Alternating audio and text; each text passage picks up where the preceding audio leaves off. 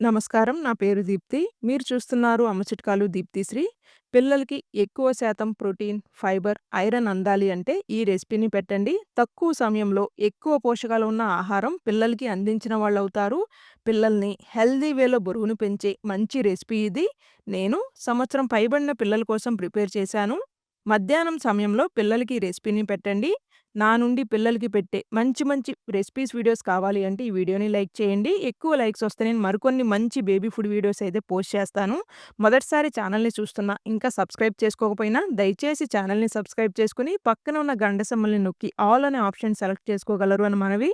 చిన్న bowl Kabuli శనగల్ని overnight soak చేసుకోవాలి. Recipe start చేసే ముందే నానబెట్టుకున్న కాబూలీ శనగల్ని శుభ్రంగా వాష్ చేసుకొని గిన్నెలో 300 ఎంఎల్ వరకు నీళ్ళని పోసుకుని కాబూలీ శనగల్ని ఉడకపెట్టుకోవాలి. 5-6 నిమిషాల్లో చక్కగా శనగలు ఉడికి ఉంటాయి. వీటిని చల్లారనిచ్చి ఫైన్‌గా గ్రైండ్ అవ్వటానికి కొద్దిగా నీళ్ళని పోసుకొని గ్రైండ్ చేసుకోవాలి. 2 సంవత్సరాల పైబడిన పిల్లలకైతే చిన్న అల్లం ముక్క, 2 వెల్లుల్లి రెబ్బల్ని వేసి గ్రైండ్ చేసుకోండి.